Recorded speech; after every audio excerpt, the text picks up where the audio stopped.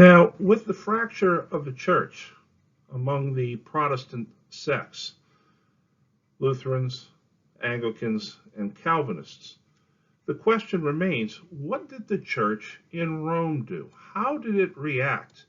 Did it reform from within, or did it simply adhere to the old norms? And the answer is the church in Rome certainly reacted. We call this the Counter-Reformation. We're going to see in this the princely courts of Europe and how they function and what their importance was. And then we'll start to see the struggle over Italy, and then the growing divisions over religion, and finally the Catholic Reformation, perhaps best embodied by the man in the picture there. His name is Inigo de Loyola. We know him better as Ignatius of Loyola. He is the founder of the Society of Jesus, which is better known as the Jesuits, that became the primary missionary force in the church from the 16th century onward that rivaled the earlier orders of the Dominicans and the Franciscans and the Cistercians and so forth. Now, let's take a look at how the princely courts of Europe functioned during this period. The princely courts of Europe were very important in establishing the norms for European life. First and foremost, the European courts were peripatetic. That is, they did not stay at home in their castles. Instead, they traveled about. It was almost like a traveling circus, almost. They were very extensive. You had plenty of attendants. It wasn't just the prince or the king and his queen and his immediate family, but you had plenty of people that went along with this. And they put on royal hunts and mock combats, which was entertainment for the people. This gave the people something to do. It gave them a break from their dreary existence in life. And then they would hold big giant feasts. And these big giant feasts were ways in which the wealth was spread out, that the people would connect to their ruler in this way. And these courts also upheld an ideal of courtly and military behavior, how people should behave themselves as a knight, as the ideal Christian knight would. And so in this way, what you're doing is you're establishing norms and customs throughout Europe as these courts go about. They are dispensing wealth to the people, they're holding feasts, they're holding entertainment, and they are setting forth a standard of behavior. As the divisions caused by the Reformation begin to grow in intensity, outside forces begin to see opportunities for expansion, especially from the Islamic states that are to the east. Now, the struggle for Italy, and that is who is going to control the Italian peninsula, is left open to quite a few groups. Now, you have France and Spain, Italy, and the Low Countries all trying to control the Italian peninsula. But as they are doing this, this is seen as an opportunity for expansion by the Ottoman Turks. Led by Sultan Suleiman the Magnificent, the Turks defeat the Hungarians at the Battle of Mohacs, and they move all the way to the gates of Vienna, Austria. Finally, they are repulsed by Charles V in 1526. A little side note, though, is that once the Habsburg armies repulsed the Ottoman Turks, the Habsburg armies then went into the Turkish camps, which had been abandoned, and there they saw a curious brown liquid that was being boiled on the cooking stoves of the Turks. They tasted it, and it had a very interesting flavor to it. They were tasting Turkish coffee, and in this way, coffee now begins its introduction into European life. But what this struggle over Italy and other places in Europe show is that there are new realities of war and politics. See, in this war, Francis I, the Holy Roman Emperor, actually allies himself with the Sultan rather than with other Christian factions in this war. What are we seeing here? We're starting to see the politics of pragmatism moving in rather than simply identifying yourself via religion. You also see here the cost of war. The cost of war is so great because now you have greater technology in war. And so because of this, you have to finance war. And so the Germans create a bank specifically designed to finance war. It's called the Fugger Bank. And this Fugger Bank is going to exist all the way up until the First World War in 1917.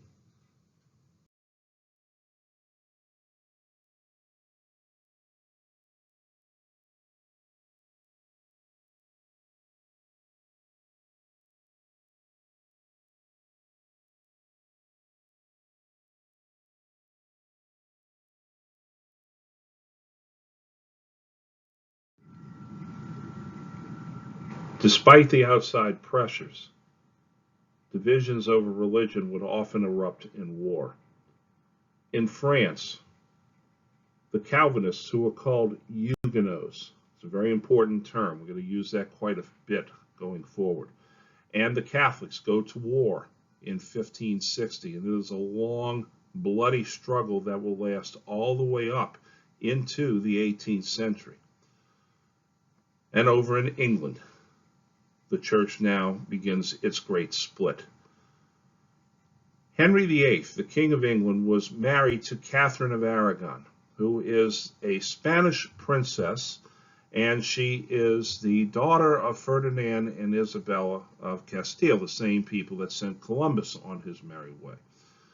Henry had married Catherine after his brother had died, and she was his widow, so he took her as his queen, but she could not produce for him a male heir to the throne. Now, this is the problem in England, is that England had just emerged from the dynastic wars called the War of the Roses, and only by basically a gentleman's agreement had the houses of Lancaster and York decided to allow the House of Tudor to become the ruling house of England. But without a male heir to the throne, the dynastic wars could have reignited once again. Well, Henry wants to divorce Catherine, and he wants to marry his mistress, Anne Boleyn, with the hopes of producing a male heir through her. Henry now begins to put the Church of England, or the Church in England, on course to becoming the Anglican Church. He appoints Thomas Cranmer as Archbishop of Canterbury and Thomas Cromwell as his Lord Chancellor. They then, with Cromwell's help, break with Rome and declare that Henry is the head of the Anglican Church, which we call today in America the Episcopal Church or the Episcopalian Church. Not everybody went along with this. Two specifics were Thomas More, the author of Utopia, who had served as Lord Chancellor for a time. He was executed, as was John Fisher, another member of King Henry's court at one time. What the Reformation in England was really about was not so much about Henry wanting to get a male heir. That's the surface reason. But what's underneath is that the monasteries of England had become huge repositories of wealth. And by doing this, Henry is then, as head of the Church of England, able to dissolve the monasteries in England and take the wealth that are in those monasteries. What this does, though, is it creates a massive struggle in England for ecclesiastical control that will not end really until about 1688 with the Glorious Revolution. And England will go back and forth for a time between Protestant and Catholic factions. And this will erupt in numerous wars, including the English Civil War, and then the Glorious Revolution after that. And it will also have a great deal of effect on settlement of the English colonies in North America, which will eventually become the United States. Over in Scotland, you have Mary of Guise, who is a French woman. She's the Catholic widow of King James IV of Scotland. Their daughter is Mary Stuart, and she is known as Mary, Queen of Scots. I believe there's a couple of Netflix or Amazon Prime series about her at some point. She is maintaining rule in Scotland to the north of England. Meanwhile, over in the German states, the Lutheran princes now get together and create a defense alliance called the Schmalkaldic League. Now, that's a pretty funny name, but it is a defense alliance, and it is one of the first major European defense treaties that is created, and it goes along the lines that NATO has today. In 1541, Catholics and Protestants get together in the town of Regensburg in Germany. It's called the Diet of Regensburg, and this is a theological debate between the Protestants and the Catholics, but then it erupts into a war. And Charles V, the Holy Roman Emperor, also Carlos I of Spain, same person, defeats the Schmalkaldic League, but then he is in turn defeated by Catholic forces in France. And so, with the Peace of Augsburg, and Augsburg is sort of the Mecca of Protestantism, Charles is forced to recognize the Lutherans, but he does not recognize the group called the Anabaptists or the Calvinists. And what he does in this treaty is that he allows the princes to determine the religion of their state. So where the prince is, this is where the religion will be. This map shows the confusing and complicated division of Europe along religious lines. The areas in gold adhered to the church in Rome, while the areas in red adhered to the Lutheran churches, while the patches of green were Calvinist, and of course you had the Anglican Church of England and of what is called Northern Ireland today. The church in Rome, now realizing at last that things are starting to slip away from them, calls a massive council in the city of Trent in Italy, up in the Alps. This is a belated effort by Charles and Pope Paul III to reform the Catholic Church. Now, this council has a great deal of items on its agenda. What, of course, it first does is reasserts church authority, as it says to speak as the one holy Catholic Apostolic Church. But now it begins to reform itself. It calls for biblical ethics and moral discipline, especially from its clergy. It reaffirms the doctrine of transubstantiation, which, of course, the Protestant sects were now beginning to say was not really transubstantiation. It was much more of a memorial feast than anything else as you get further and further to the fringes. It institutes celibacy for the priests. It accepts the Nicene Constantinopolitan Creed. That is the creed that is said at Catholic churches where you go, I believe in God, the Father Almighty, creator of heaven and earth, of all things visible and invisible. It fixes the canon of the Old and New Testament books. 46 Old Testament books and 27 New Testament books, whereas Protestant Bibles recognize only 39 Old Testament books, and they recognize all 27 of the New Testament books. The 7 books that are left out of the Old Testament in Protestant Bibles are the first and second books of Maccabees, Sirach, the Song of Songs, Judith, Tobit, Wisdom, Baruch. They are not considered to be part of the Old Testament canon. They accept tradition as a source of faith, whereas the Protestant religions say that it's the Bible alone.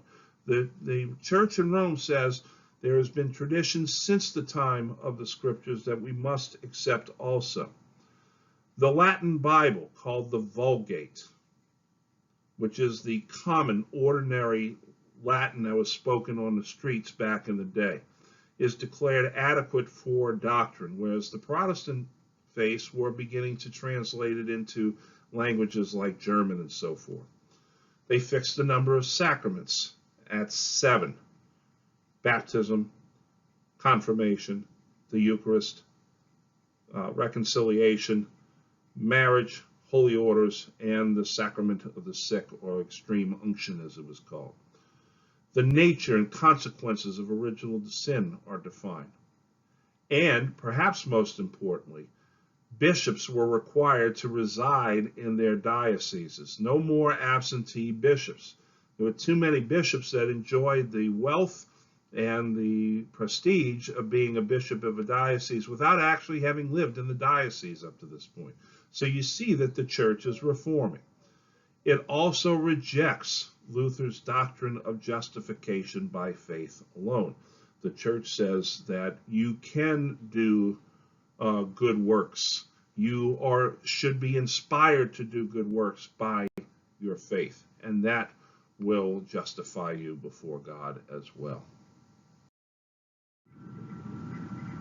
This is an artist's color rendition of the Council of Trent, which addresses the Protestant Reformation and institutes the Catholic Reformation.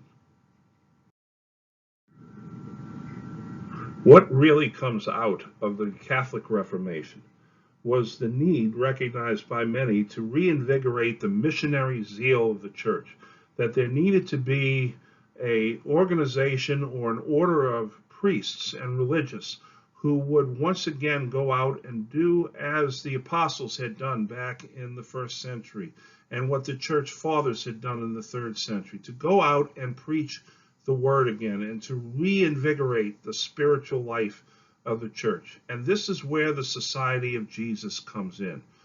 Under the leadership of Ignatius of Loyola, who is a former soldier who was wounded outside the city of Pamplona in Spain.